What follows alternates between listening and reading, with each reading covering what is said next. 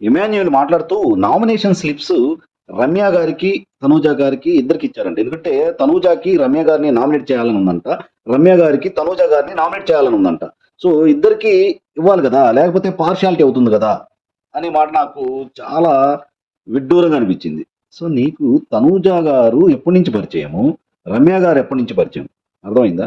So Tanuja గారితో మీకున్న relationship ఏంటి, రమ్యతో ఉన్న అతి కొద్ద కొన్ని రోజులు ఉన్న రిలేషన్షిప్ ఏంటి? సో ఎవరికి ఇవ్వాలి? సో ఓవరాల్గా ఇమాన్యుయల్ గారు మీరు తనూజ గారిని నామినేట్ చేయడానికి రెడీ అయిపోయారు. సో బర్ని గారు పక్క తప్పుకున్నారు. నెక్స్ట్ టార్గెట్ మీకు తనూజ. సో కాబట్టి మీరు అస్త్రాన్ని ప్రయోగించారు.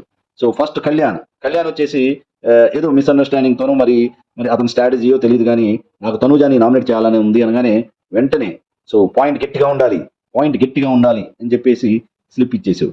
So Ramya already Tanuja nominate చేయడానికే వచ్చిందంటూ సో బిల్డప్ ఇచ్చేసరికి సో గన్ షాట్ గా అది మిస్ ఫైర్ అయితే ఇది ఫైర్ అవుతుందని చెప్పేసి రమ్య గడ ఇచ్చేసావు. సో ఈ పాయింట్ చెప్పకుండా సో ఇద్దరికి నేను సమన్యాయం చేయాలి కదా, సో లేకపోతే పార్షియాలిటీ అనుకుంటారు కదా, అందుకని ఇచ్చాను తప్ప అని బుకాయించడం ఎంతవరకు కరెక్ట్ అండి?